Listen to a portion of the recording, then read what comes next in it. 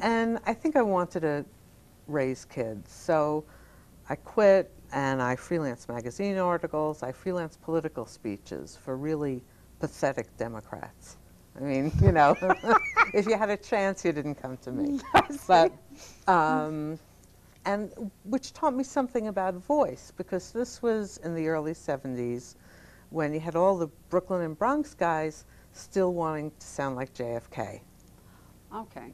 You know, that would be absolutely wonderful on the spot training for voice, and also about deadlines and just getting your work out. Right, right. I mean, it's a very pragmatic thing to be Totally. writing for a magazine, That's right?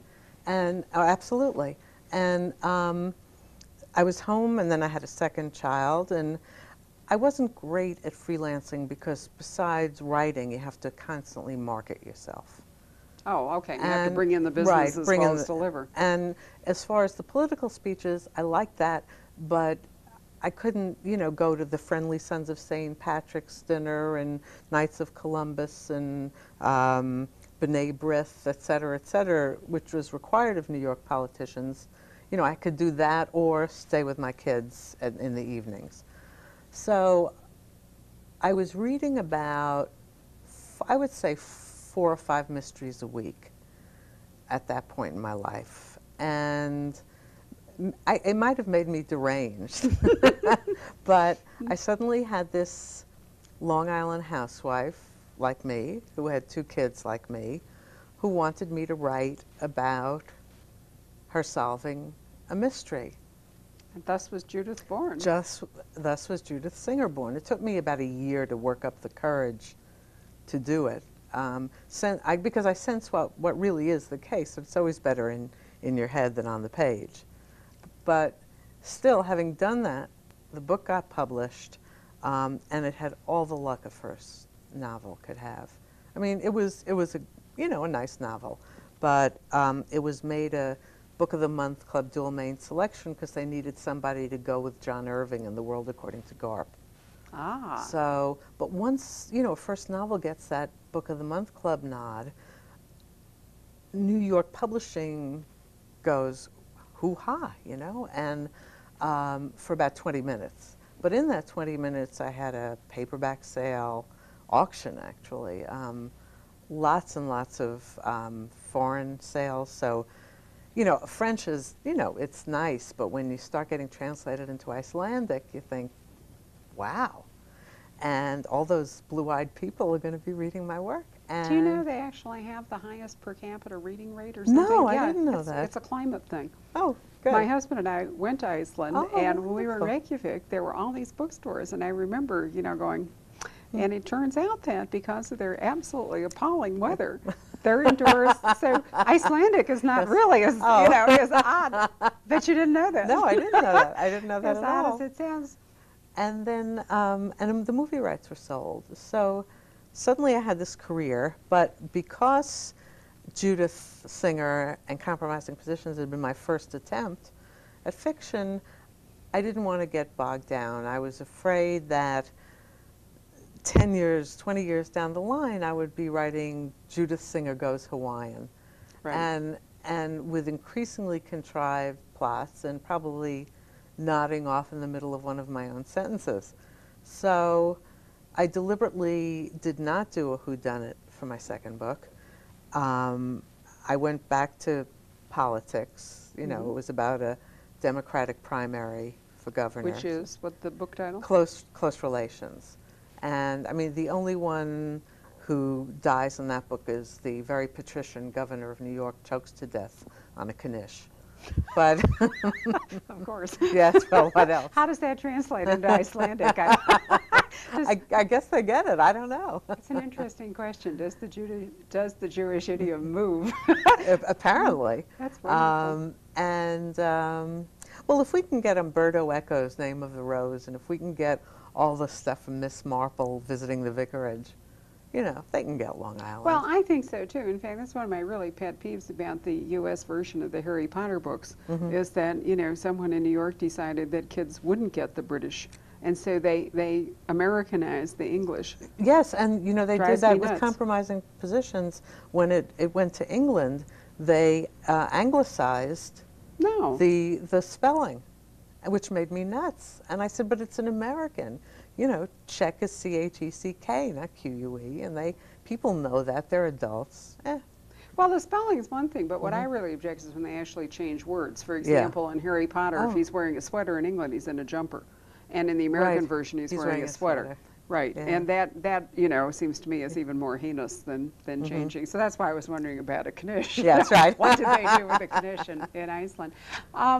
I had wondered, going back to compromising positions for a minute, I've always sort of envisioned you sitting in the dentist chair and being inspired with this book, but it didn't actually have anything to do? Well, actually it did. I mean, my dentist was probing around with one of those horrible metal pointy things and said, unless you mend your ways, you're going to be seeing a periodontist. So the periodontist became like the symbol of all pain and evil. So you demonized the so periodontist? So I killed one off, you know, which is after I wrote a screenplay for Disney that didn't go, I killed off a movie producer. You know, you just... Revenge does seem to figure does. largely It in your does. crime writing. Yes. You're not the first author No, I'm sure. who has mentioned that. But I, you know, compromising positions with the murder of the dentist, I think one of the reasons it did well is that resonated with a lot of people. Not guess, just yeah, you, right. you know. I mean, you're not alone in sort of demonizing, you know, Yeah. the dentist. But part of it too was the romance that Judith, you know, it's become such a cliche especially in women detection that you know, that she has a cop boyfriend of one sort or another, which is really there to solve that age-old question for the amateur sleuth, which is that once you figure out who did it, how do you collar him? Right. When you're a private citizen. No, but also how do you get some of the information? That too. Yeah. And I like Judith because, you know, it was not contrived. I mean, the detective enters her life doing his thing, right? Detecting. Well, he's a policeman. Yeah. And Judith is married, you know, over here. And what was that wonderful scene you have in there about calories? I'm trying to remember. She was going upstairs to have sex with her husband, and she was thinking, what it would be like eating the baked potato thing. Yeah, about you burn know, up 100 calories. Yeah, you know, baked potatoes worth of calories, and I thought, you know, that And was it's kind of a fun way to think yeah, about it. you know, that just marital sex that had gone bland.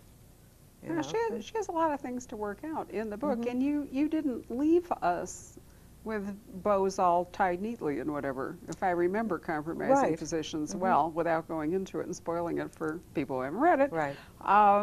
There's certainly ambiguity or room for growth. Right. Although I figured when I'd done it that was it. You know, goodbye, kiss off. I've done what you asked me to. I wrote your story, and now I'm off. So well, it was complete, but it wasn't. You know, like sending Holmes over the Reichenbach. Right. Well, we know right. what happened there, too. I know, that's right. Anyway, so you did Close Relations. When did you write Shining Through? I guess sometime I'm vague about dates, sometime in the 80s. I had this character in my head, a legal secretary in love with her boss who's, you know, socially, you know, 6 steps up from her. And part of that was based on meeting the legal secretaries in my husband's law firm, because they were just such a bunch of smart women. And they were very often treated as though they were, you know, on a slightly higher level than the office furniture. I mean, not in a nasty sense, but just ignored. And these were these people with good minds and rich lives. And but then I didn't know what to do with her, having, you know, with this legal secretary. Because I wanted her to rise somehow. I wanted her to grow. And then I thought World War II. And so also I wanted to do, you know, there were so many women during the war. There were women in OSS. More important, there were women who were major players in the European resistance movements. And so I wanted it, instead of the guy in the white hat, I wanted it to be the girl in the white hat, because there hadn't been enough of that.